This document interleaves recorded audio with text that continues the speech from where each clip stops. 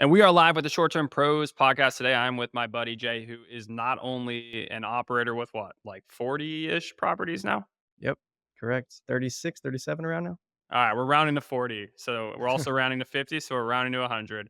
We are with Jay, who has 100 properties and not only is an operator, but is also a software founder in the space. So it's going to be a great episode. We're going to dive into all things operations, scaling a property management company.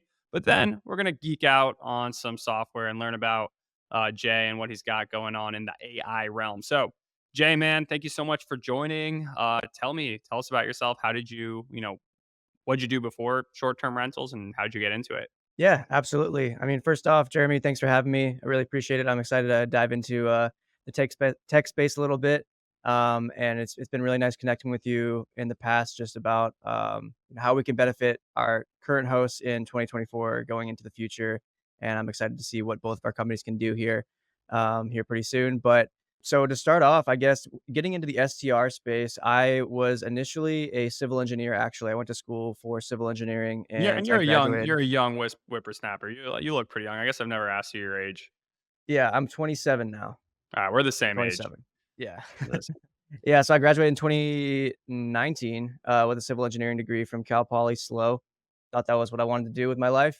I enjoyed it, but always had a entrepreneurial spirit and always had like, these little side ventures that I was always doing to try to make some money and start up businesses. And I think truly that's what I really wanted. And I found Airbnb as a kind of a way out of the corporate world, as most people in our space do, and saw the opportunity to scale it. And within San Diego, which is where I live now, it's such a perfect place to do it.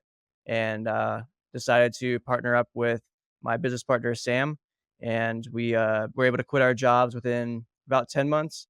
And that was at the beginning of, I think, what was it, 2021? Was it 2021? Yeah, when we started our business. By the end of 2021, we completely quit our jobs and went STR full time. I think we were only managing like 9 properties at the time, so not really making any money from like a sustenance standpoint, but we were able to really scale that over the next year. And now I think we're at 37 properties and still running. So last year we were looking for AI tools for our business to really implement the newest technology. A lot of there's a lot of really great AI applications as the new models have progressed recently, and we saw a need in the space for a really powerful AI messaging solution to just really start taking over messaging for hosts and let them gain back their time and their money and allow them to earn a lot more than what they're earning with a lot less effort. So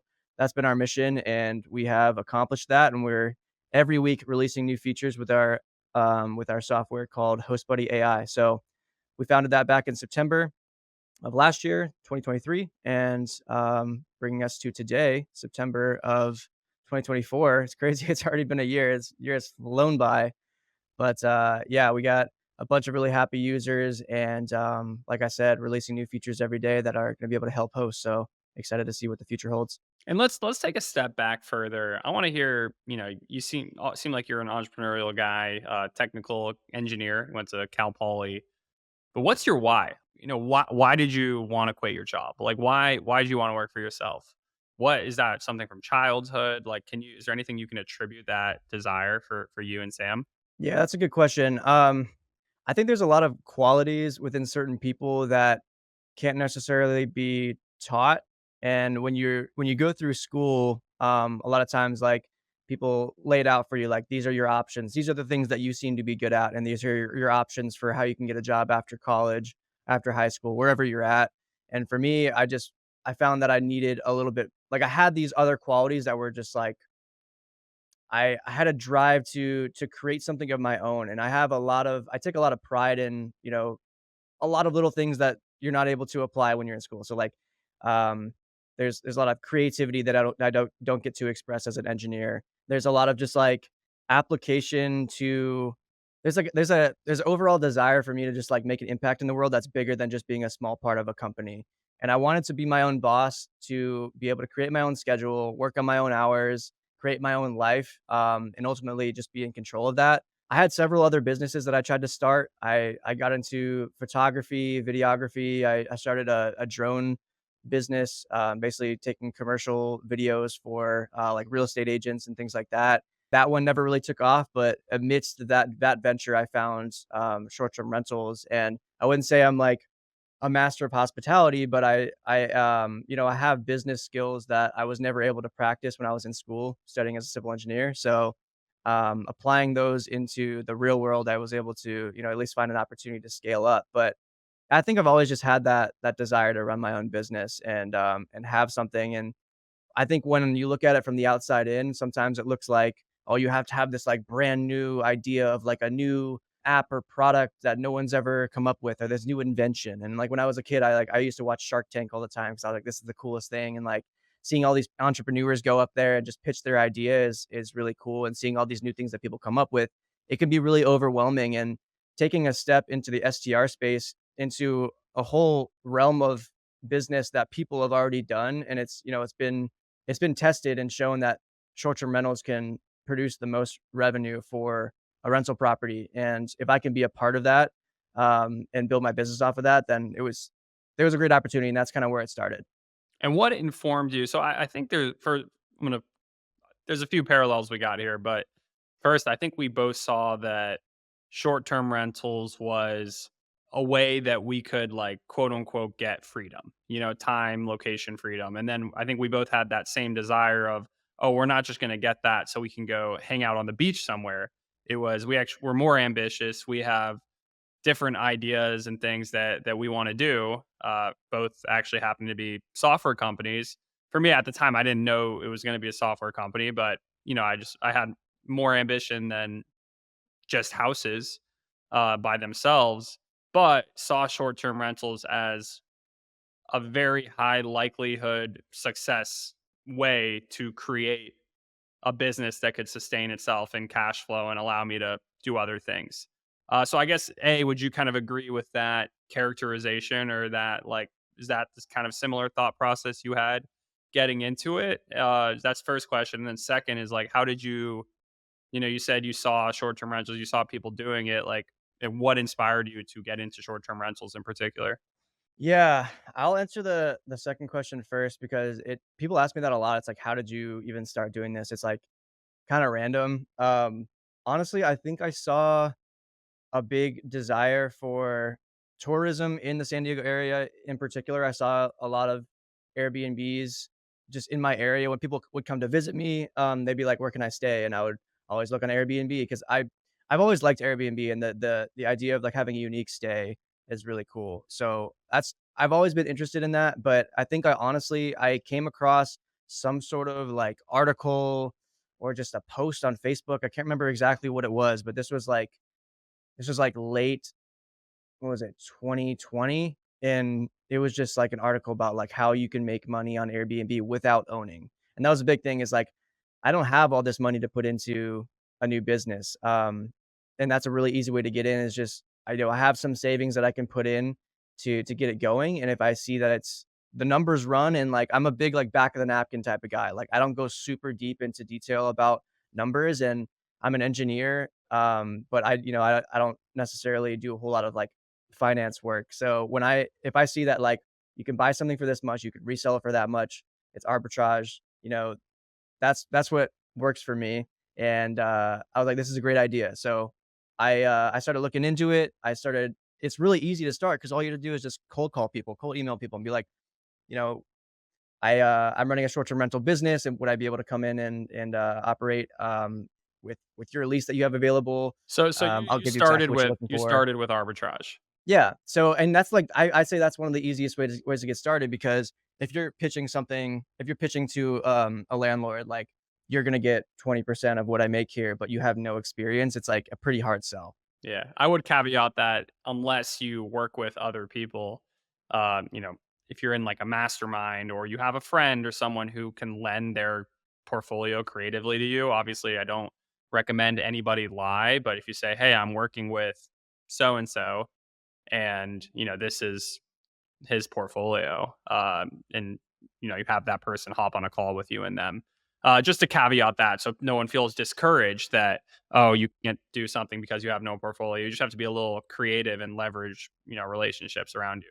But yeah, keep going. I do agree that arbitrage is a great way to build a portfolio because effectively you're bribing landlords to let you Airbnb out their place. Yeah, and I think there's other ways that you could approach it too. My only issue when I started was that I wasn't very knowledgeable about the space. And so I couldn't go in with like, here are some projections of what I think that you could make on this. And like I didn't know enough. I didn't have people to like study off of necessarily besides like occasional YouTube videos. There wasn't a lot of resources out there. Like what you're doing with your mastermind group now. I think like back in 2021, there really wasn't a whole lot of people doing that.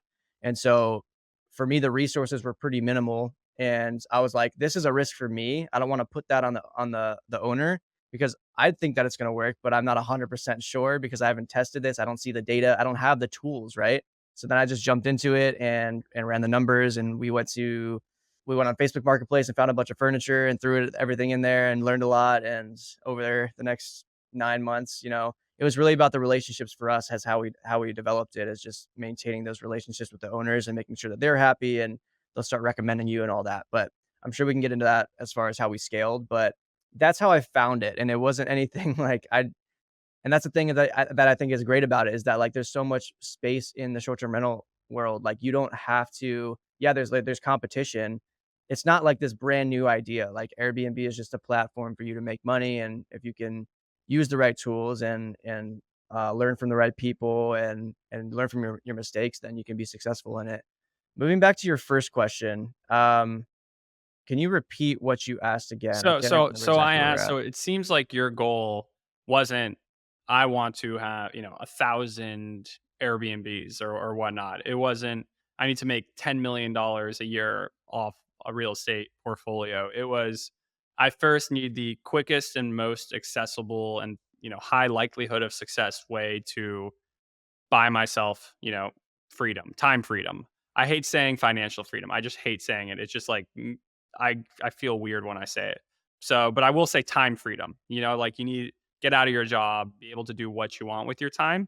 And then what you have decided to do with your time is build software tools that help a problem that you see firsthand or help solve a problem you see firsthand. I guess is that a fair characterization of what your goal was and now with your software company you're seeing that goal come to realization.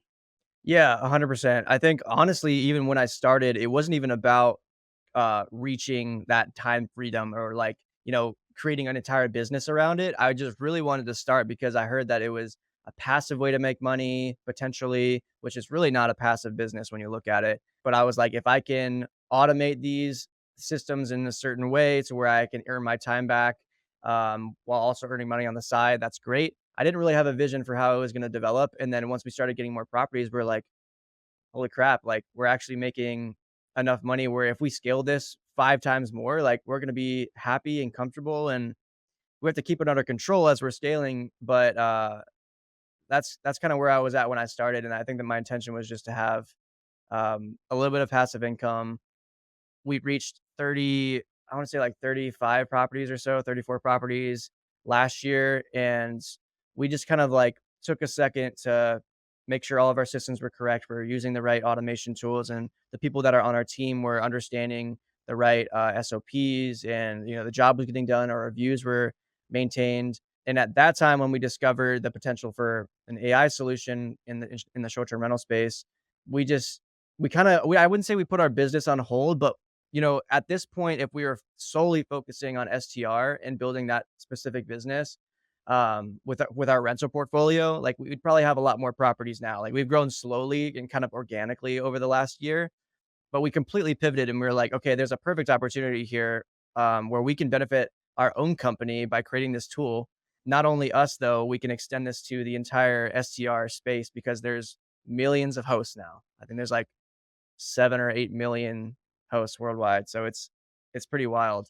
And so that was just the opportunity for us. We're 100% focusing on that right now. We put the right people on our team in order to basically automate our short-term rental business, and so that's running really efficiently. And now we're completely focusing on on the software, which is it's been great. And just learning about all of hosts different issues that they encounter during the day, different pain points that we can solve. It's been really cool to be able to connect with people. Like we've been going to a lot of conferences and just talking with hosts face to face to figure out, like what other issues can we solve related to AI, or related to your short term rental that we can solve with AI. And we have great developers in our team that have been able to put new tools into place almost every week, and it's really developed into something really special. Yeah, that's amazing. And what I want to do, so I want to understand what is the breakdown at this point of arbitrage. So you have 40, 46, not 50, not 100, 46 properties under management. What is the current split arbitrage co-hosting? I think we have 13 rental arbitrage units, and then let's say what is it, 20 23 management, because we have 36, 37 total. 36. So Okay. the rest of So them are, yeah, management or co-hosting. got it. And is there one you like better? Or can you explain, I guess, the nuances or differences or maybe some things to consider between one and the other? Yeah, I mean, I love the co-hosting model. I think it's the best. For us, like, we more or less legitimized our business through growing through rental arbitrage, and then we got to a point where, we have this nice portfolio, we have really good reviews, and everything looks really solidified, and now we wanna pitch ourselves to landlords in a different way. And the co-hosting model allows us to really never lose money, but we also found that we're able to connect with the owners and be able to, basically decide how we can make the most money. I like being involved in that process and thinking like, if we shoot for this, amenity scale, or amenity level at your property, we can make you this much money. If you do rental arbitrage, it's a little bit hard because you have to be that person to put in a lot of those investments for furnishings, and things like that. Typically, when you're first starting out, not saying that's how it is across the board. A lot of times you can work with the owner still, but yeah, co-hosting allows you that flexibility to like really reach that max potential. And with the increased competition in the market, it's sort of a necessary thing. If you're stuck with arbitrage units where the owner is like completely detached and they just want you to run it, but that like the unit itself or the home or the apartment, whatever it is, it just hasn't been renovated in a long time. It's, super old. You're not going to be the one to go in there and put in new cabinets and new flooring and new appliances. Those are things that should be taken care of by the owner, but those aren't expenses that you can necessarily take on and still make money by doing arbitrage. So it gets to a point where it's a little bit tough. And the co-hosting model allows us to just really work with our owners, and maximize profits that way. Gotcha. Yeah, and I've definitely seen that. And that's something I vocalize is that with arbitrage, you don't own the property. So two things that come with that. One, the owner has to be on top of maintenance. If the HVAC goes out and you have a guest staying for 2 weeks, you can't wait until they leave. Like someone has to get in there that day, get the air conditioning back on, or you have to give a huge refund. So it's really important that your owner and you are aligned on that front. Second, if more competition comes, there's very little you can really do to improve the property. I largely focus on big houses. That's something I've been a proponent on for a long time because to me, they're the most defensible. Like if you have a big house with big yard, you can make it better. Like you can improve it. I actually have I have three two-bedroom apartments that up until this past week, I rented and re-rented. I did arbitrage. There are three small apartments. And the issue when I underwrote these deals initially a year and a half ago, the numbers worked. Like they penciled out, they looked good.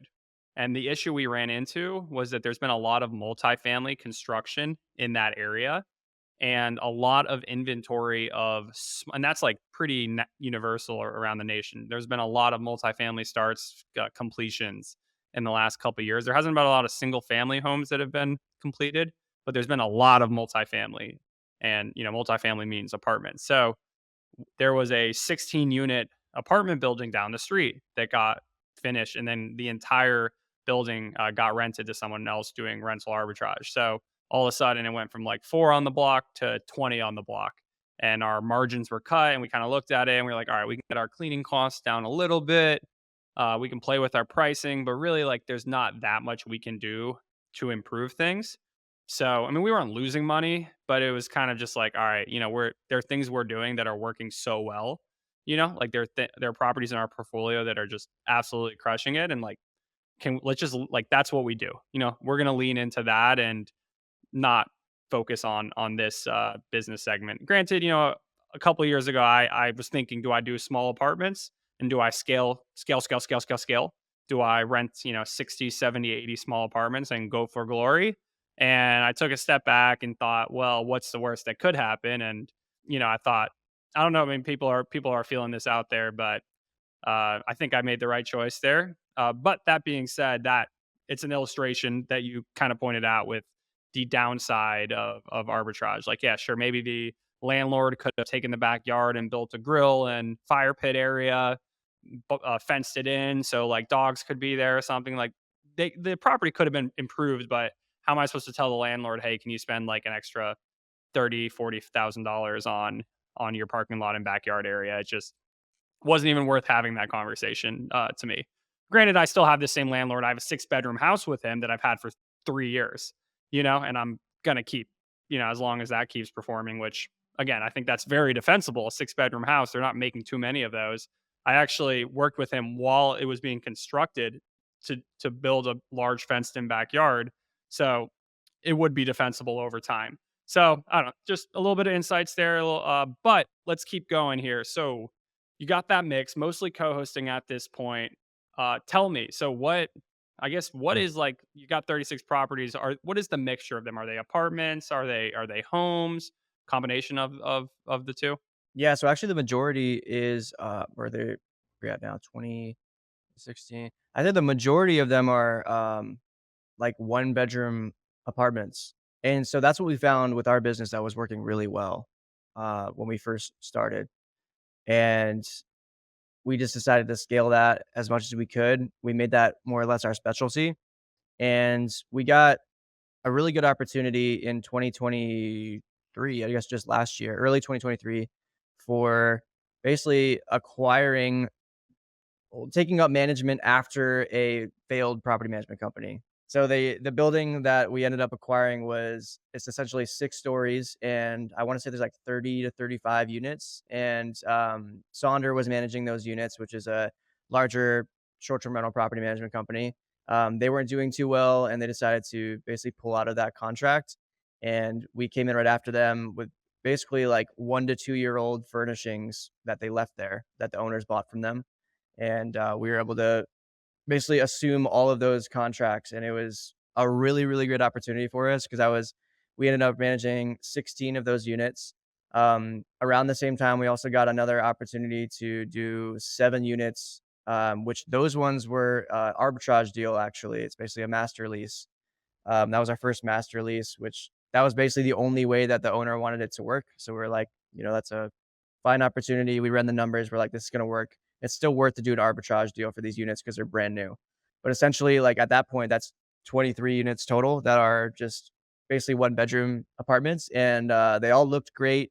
I think the first year, so all of 2023, they like absolutely crushed. Like they did really well. Our margins are down slightly this year, and I think that's just because, like what you mentioned, the added competition. Like there's only so much you can add to a one-bedroom apartment in the city, to make it really stand out from the rest of the competition. So most of our units now at this point are like, apartment units, but we're also kind of moving into that model of being able to work with single family homeowners who have larger properties in desirable areas to rent out their units on a co-hosting management type deal.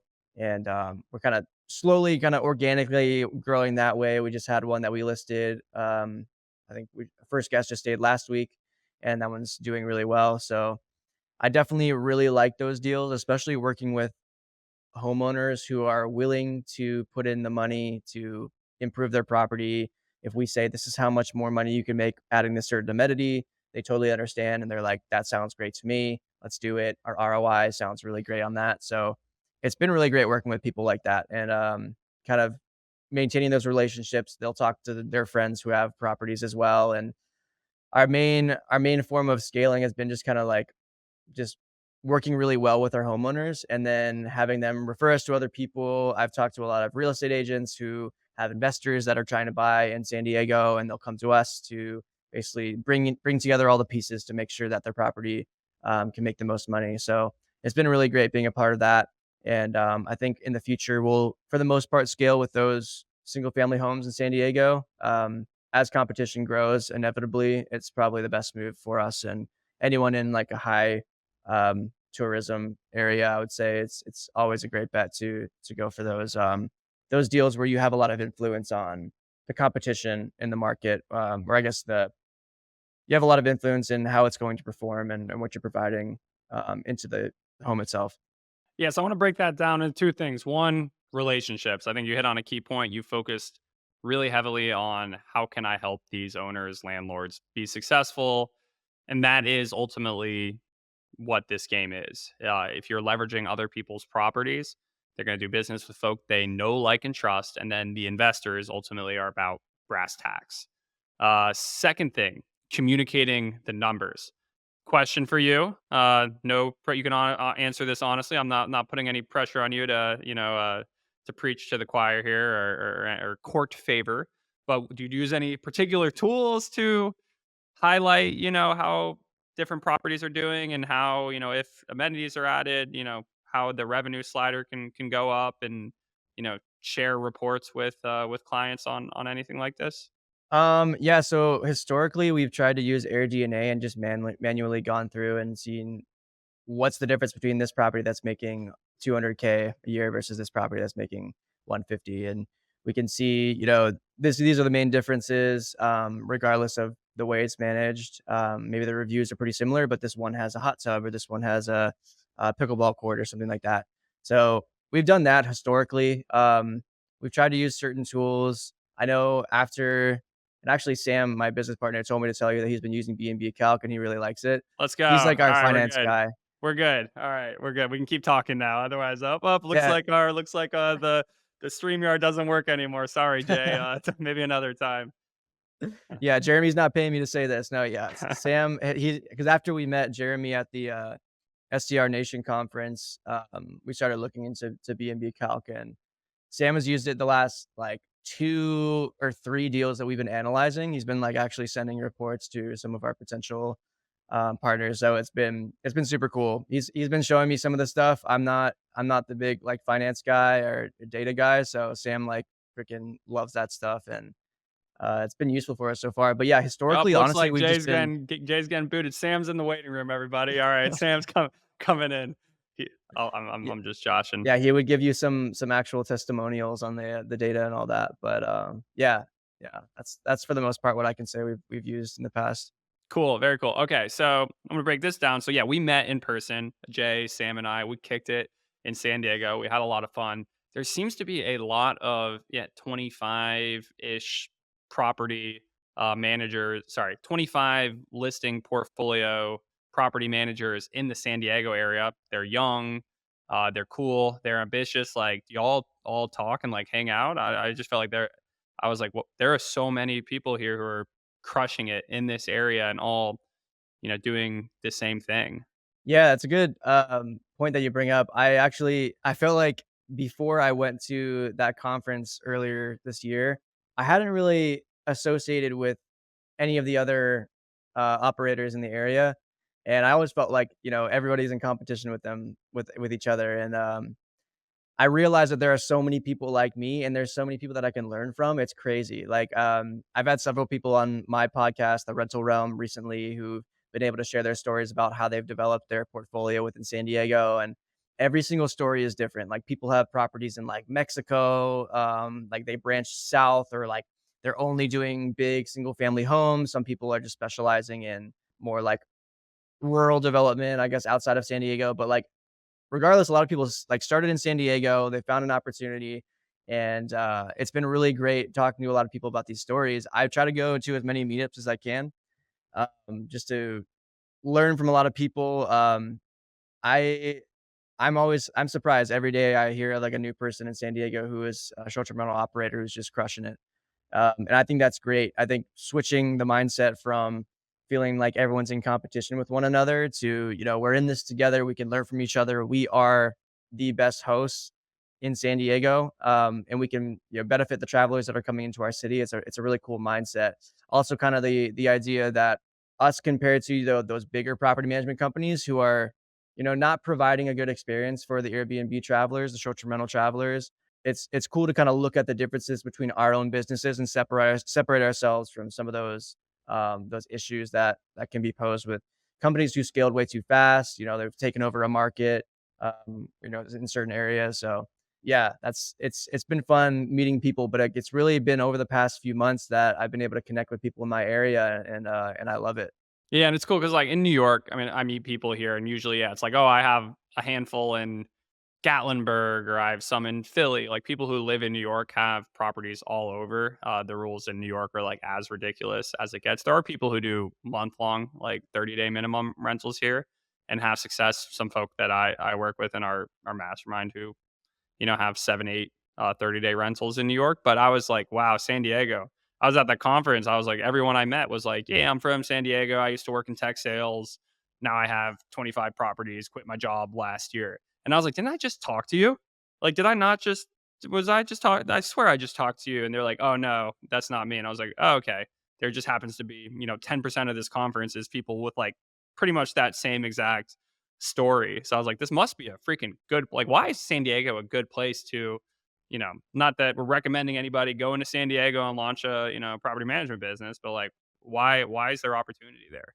Yeah, I think San Diego is positioned really uniquely in that it's right on the border of Mexico and the United States. So it's kind of positioned outside of the coast, along the coast, and then you're kind of blocked out by the mountains on the east that pushes a lot of the development inward. And then now, there's is I mean, to start off, it's just like one of the most beautiful cities ever. Like I love San Diego. I think I'm gonna stay here for a while. And there's a lot of desire for people to come and travel just because of how beautiful it naturally is.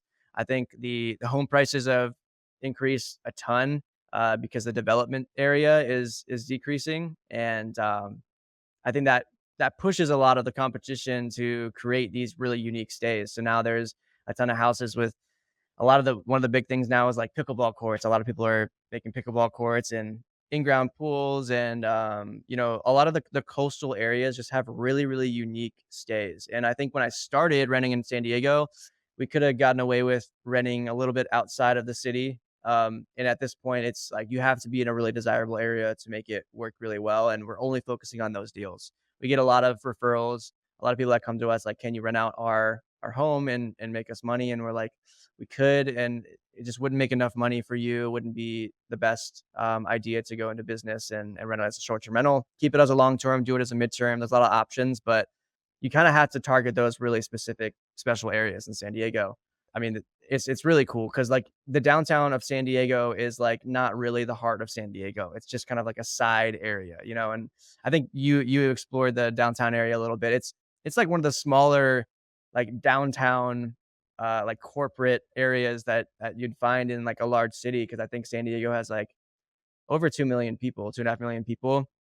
But the downtown's relatively small. So you have these other like pockets of La Jolla, Pacific Beach, Ocean Beach, all these different beach towns that are just like really great for not only business but to live and to stay. And San Diego has been kind of regulating a lot of the short-term rental licenses, so we're kind of dwindling on the quantity that's left for us, Yeah, which is great. isn't there like a certain number of permits, but they thought that they would all be gone and they're like not going away. Like they're like there's thousands of permits left or something.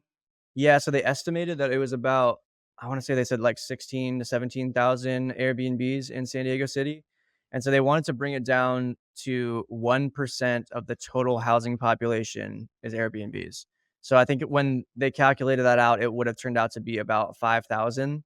So they were cutting it down by over a third, and Over then two thirds, they 16,000 to over 5,000. 2/3, yeah, That's cutting it down to a third. Yeah. I mean, it's a lot. So and they're basically saying in order to secure your license, there's gonna be a lottery process, and, a lot of people were either like, "I'm not even gonna be able to afford this license because it's over $1,000." If you're not owner occupying, or if the owner isn't on the same property, it's $1,000 or more. And then some other people I think just tried to do it under the table and either got caught by now or whatever. But end of the day, only a few thousand people actually applied for these licenses, and so they had a ton left over. I think there's still a few hundred left over, and it's great for people like me who are doing it by the books and getting our licenses and making sure that we're operating properly. But I know that there are people out there who have tried to do it under the table just without a license, and they've gotten caught. And Why don't they just get a license? Like, why would they not just get a license if they're available? And it's either it's too expensive or they just don't how want to much deal does it with cost it, to get a or license? it's like $1,000. So I All right, mean, so that is because I've paid like a couple $100s. I've never paid $1,000 for. yeah, it's kind of a lot. If you have a lot of units, I think it can be kind of overwhelming because I think uh we were in the 20s for our portfolio count, and then we had to get licenses for all of those. So it's if you are operating them by yourself and you're like, "Damn, now I have to pay 20 to $30,000 just to maintain this," like, it can be, kind of deterring. So for us, like, luckily, that's kind of where the co-hosting contracts come in, because you are able to work with the owners and say, this is something that you now have to do to operate as a short-term rental, and now the owner or the landlord pays for that instead of you. I'm curious, is it $1,000 a year or in perpetuity? It's every 2 years. Yeah. So I think next year we'll have So another round, 500 bucks a year. basically. And you can Yep. keep renewing, like, they're not like, "Oh, we're gonna take it away after 2 years." Yeah, I think if you have, like, bad standing or some bad reports from neighbors, then you might get it removed, or something like that. But yeah, I think as long as you have the license now, you should be pretty much good. Got it, And so I think there's you're a 7-year, like, sunset clause where it's gonna be like this for at least 7 years before they change anything. okay, but there's always it seems like there's always gonna be demand in the San Diego area, like, there's always gonna be some opportunity in the area with certain property types. So are you concerned? Like, let's say we run out of permits, like, what are you doing? That's a good question. I think, I would love to stay in San Diego. I think we're doing really well here. If they run out of licenses and we can't do any more, then we'll pick up our operation and start adding in property somewhere else. And that just is what it is. If they wanna limit the amount of Airbnbs in San Diego, I think that's fine. I don't want every single house on the block to be an Airbnb. So I understand it. There's definitely a housing crisis in general, so I'm not really fighting that. I mean, there's a housing crisis. I mean, San Diego, they're not building housing, I would say. I mean, they're building in Phoenix, they're building in Durham, I that's why we had issues there. They're building so much housing. Too much people, I mean, there's no one renting the apartments. Like, rents are going down in a lot of places because there's so many multifamily starts. But San Diego and California as a whole, like, they're not building anything. It's really, really hard to build, and then they blame short-term rental hosts, when in reality it's the lack of building. I digress.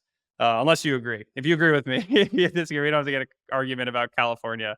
No, I think, there's actually a piece of that San Diego, I think, is doing well, and it's, like, basically the ADU programs. So Yeah, your homeowner's able to the build backyard. ADUs, and you can't short-term rent that. So now that's sort of helping to increase the housing population. So I like that. I think that's great. If they wanna if they wanna restrict that, I think that's totally fine. Yeah, But yeah, you're as they to wanna increase housing, that's good. That's that's the issue, is there's, however many people coming in from our southern border.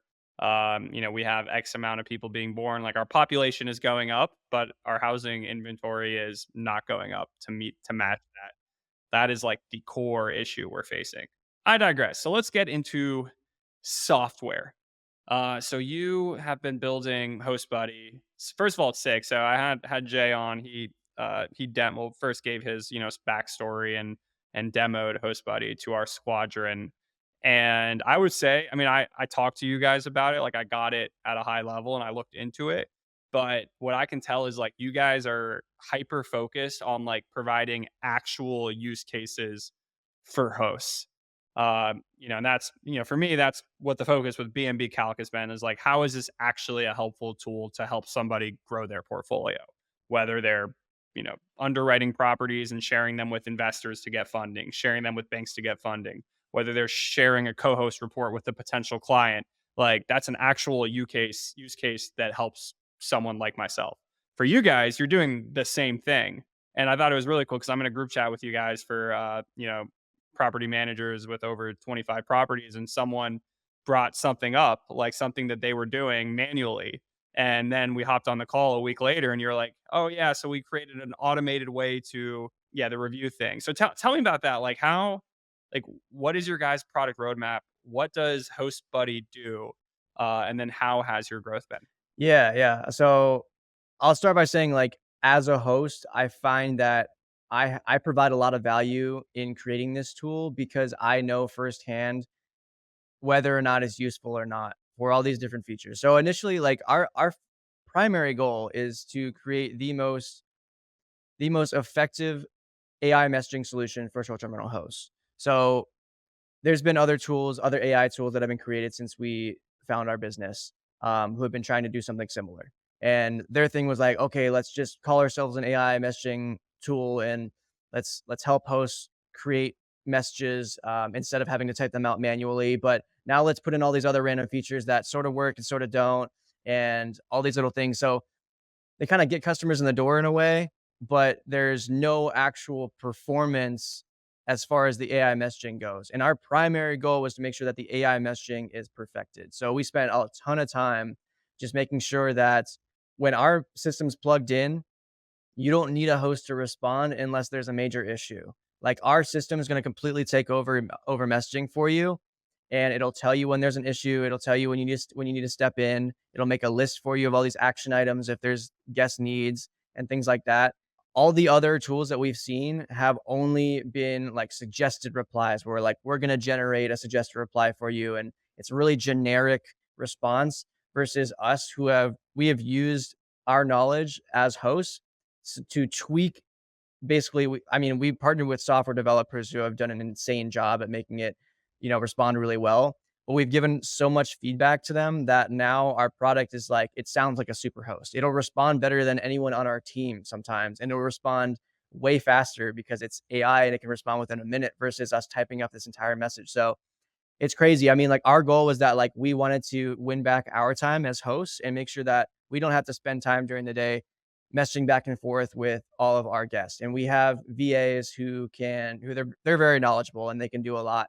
But there's a lot of problems that come up, and if they can't remember certain things about a certain property and they can't solve a problem very efficiently, then that's an issue. And AI can actually do that. It's going to know all of the knowledge about your property, all your property details, reservation details, every guest that's staying at your property, all the issues that have ever happened in your property. So it's like the options are limitless with AI at this point, and to implement that into short-term rentals is it's very, very powerful. So that was our initial goal. We totally nailed that as far as making sure that you know our company first of all was taken care of because we plugged it into, or sorry, our company. So we plugged it into our company back in, I want to say, like February or January, and we've been testing it ever since until May when we actually released the product to the public because we didn't want to release a product that didn't work. Like we saw other companies do that and fail, and we were like, we want to make sure this works. So that's where we're at. Since then, we've implemented a ton of different features that basically will help hosts earn money, simplify all of their tasks. There's a long list of things that we've added. So I'm sure, I mean, we can get into that as well. But as far as what you mentioned about actual use cases, it's like if a feature doesn't make sense to us as hosts for our company, we're not going to put it into the software. And if we do create a feature, we want to make sure that it works and it works really well. We share that with our entire team, and we're like, hey, let's test this for a week and make sure it's working really well. I'm thankful that I have a team that's very like STR and hospitality focused and not just another software company that is trying to fit into a space that they don't necessarily belong in. So it's a very natural position for me to be in, and I feel like we've really started to make a big change in host lives with this tool. Yeah, definitely. I'm just thinking through the specific use cases. One was if a guest has communicated that they've had a good time, like positive sentiment, then send them a request for a review. Explain the review system to them too. If they've had a negative time, but sentiment analysis and then an action. Hey, put in a 5-star review. That was one of the recent things that you added, correct? Yeah, so what we've done is, I mean, we've created the entire AI behind our product, so it's very knowledgeable about everything that's going on with your company. Therefore, it can decide whether or not a guest is having a good time, a bad time. If they've reported issues, it's going to come out as a negative sentiment. Basically, all these records are being generated on our back end. And then we're able to use that information to increase reviews, increase profits. There's a lot of features like you just mentioned. So for review requests, if a guest isn't having a very good time and they had all these complaints and there are obvious issues, you don't want to send them a message a day later asking them to submit a review because they're probably going to give you a bad one. HostBuddy's going to know that and decide whether or not to send that review request. We can also basically read all the reviews that have been posted, which is actually this is a feature that we just released this week that I'm really excited about. It's a review removal tool. So a lot of times you'll get guests who stay at your property that will submit reviews and they'll be really angry about something, but it's completely irrelevant to the stay. They'll give you a 1 or 2 star review and you want to get it removed. As hosts, we've had experiences with this where we've been able to, we actually have like a record of scripts that we've, or reports that we have submitted to Airbnb to get certain reviews removed. And we've used that to create prompting behind the AI in order to generate reports that will get your review removed. Um, and so we don't have When you say necessarily any generate data. reports, what do you mean by generate reports? Like, I know it'll So, send messages, but, what else can yeah, it? if you're going to ask Airbnb to remove a review, you need to provide them all the information about the stay and then the reasons for the removal. So there's an Airbnb review policy, and it states that Airbnb reviews from guests can't be biased. They have to be legitimate and based on the actual experience. They can't be based on extortion. Like if someone's like, "Hey, I need an extra towel, or else I'm going to give you a bad review," or something like that. There's a lot of little things like that. So we've included all these different options within our database to basically allow HostBuddy to read the review and then analyze the conversation, cross-reference both of those things, and decide whether or not it could be potentially removed. So at that point, if it does qualify, it'll generate a report for you that, and we call it a report or a script, but basically it's just a body of text that's like a letter that you're going to write to Airbnb. Here are my reasons why this should be removed. Here's what they said. Here's why it's inaccurate. All these things.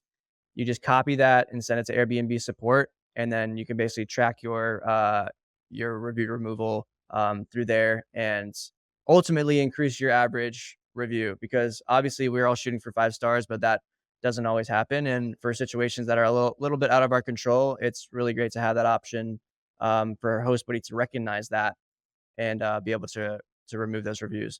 Awesome. I think, I'm curious, did you act on this, the request for a Google review? If someone leaves you a 5-star review, then send them a request for a Google review as well? Yeah, so that one hasn't been released yet, but that's one that I'm finding is becoming really necessary for short-term rental companies in any market, as far as legitimizing your business and solidifying, your portfolio, your website, your online presence. A lot of people are looking to increase their Google profile reviews, and so what we've done is we've been able to allow HostBuddy to copy and paste the review that a guest has already posted. Say it's a 5-star review and you want them to basically post that review um, onto your Google business profile. You can pull in a template that will basically send the guest, "Hey, thank you so much for giving us a 5-star review. Here's your review. If you don't mind copying, pasting it, and just posting it on this Google business profile, that would help our business a lot." And there's little things like that as far as templated messages. We call them smart templates. And there's a ton of ideas that we have to really improve the product or to improve short-term rental businesses in general. Um, and improve your company, not just AI messaging. It goes beyond that. And AI messaging is the core of it because we're able to generate these really, well done responses. But at the end of the day, there's all these different features that we're finding can help improve the experience of short-term rental hosts. So Got that's it. where we're And at. have you guys done, so let's say someone stayed at the house 5 months ago and they had a great time. Hey, do you want to stay again? We just opened up our calendar, whatever, 9 months in advance. Wanted for you to be the first one to know so you could book with us for next year. Yeah, I think that's definitely a great application. See, I'm And coming that's up. I that's come up with ideas. I come up with ideas. That's why I'm here. I'm here. I want to give some live product feedback. yeah, you had one of the ideas that we'd already been discussing on that last call. So maybe we got to have a call on the side to figure out what's going to work for you and the host. But yeah, no, all that stuff's it's definitely in the pipeline, and we're working on basically we're making a list of priorities for what's the best thing, the best direction to take it for our host, and we're taking a lot of that feedback and making sure we can improve our products. So, Beautiful. Have you guys? like Did you guys raise outside capital to fund HostBuddy? we have not raised a single dollar besides we have our three co-founders. So it's me, Sam, who's my business partner with my short-term rental business, and then Michael, who is our main software developer.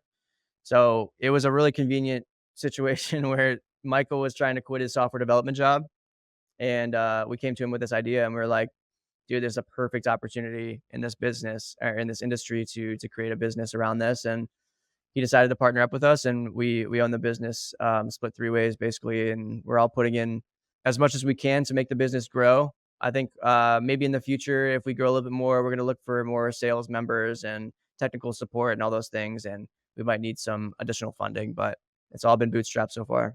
Got it. Okay, very cool. So, have you guys, if you mind sharing, bootstrapped? Like, are you guys cash flow positive? How many customers you guys have? This is kind of, not short term. This is more the software side of things. Uh, Yeah, but yeah, yeah. What are how's the growth looking? yeah. I mean, so at this point, we paid a lot to get the site developed, um, and we spent a lot of money to perfect the product and make sure that the core functionality was there. And so once we released in May, we were like, we need to find a way to get in front of the right people because if there's any sort of hesitation right now with AI, it's like hosts might not feel like they want to be able to give away the control of messaging, and so we wanted to make our product so so sound that you can test this, and you can actually go to our website and there's a tab called Meet Host Buddy, and our AI technology is actually on there where you can go and message with it, and we've put our product on the face of our website because we want people to know that like we're not afraid to show you exactly how this works. And that's been the big thing for us is developing our product as much as we can. After that, we launched in May, and I think we have a few hundred properties that are on our platform right now. We're growing every month, and as we go to these new conferences and connect with the right people and have those right discussions. We've been seeing a lot of really good growth within our company. So I'm excited to see where it goes. I think it comes down to just the marketing, and if nobody knows about our product, then no one can use it. So that's why I'm on podcasts like this and just trying to get our product out as far as we can get it. Beautiful, sweet. So, yeah, what does HostBuddy currently cost? And yeah, where can hosts find you? HostBuddy right now, we say it costs an average of $5 per property per month. So typically a lot less than what a property management system would cost. And just to be clear about the function of it, it's more so a supplement to your property management system. So the way it accesses your messages is through a PMS, property management system like Guesty, Logify, Hospitable, Hostfully, Hostify. There's a ton of them, and we connect with quite a few. So if you're ever curious, you can always go to our website, hostbuddy.ai. We have a list on there. You can contact us directly. Essentially, the pricing breaks down to around $5 per property per month. So super affordable, especially if you're going to replace, the actual, like, say, virtual assistants. If you want to cut down their hours or replace them entirely, like this is a very, very affordable way to do that when you compare paying somebody to be there per hour, $10 per hour or whatever you want to pay them. It's saved us a ton of money, and it's actually going to boost your profits and your reviews a ton. Just with all these tools that we're implementing. So we went into our metrics and we saw our overall communication score of average of four. It was a 4 point, I want to say 4.89, but it's increased to like 4.93 over the past 100 days, which is basically when we implemented HostBuddy until now. So it's been cool to see that actual review increase when people feel like they had that additional communication coverage. So yeah, like I said, super affordable. We have a few different plans. It actually starts at $3.50 per property for like a 12-hour max. So a lot of people like just that nighttime coverage, which is honestly really great. We've had lockouts prevented. Our technology fails, or like a keypad goes out, and we're able to have HostBuddy go and give it a backup lockbox, and have the guest get in versus having to refund an entire reservation. So it's things like that that AI can really capitalize on, and be able to provide your guests a truly tremendous experience. So that was our goal, and I believe we've done that.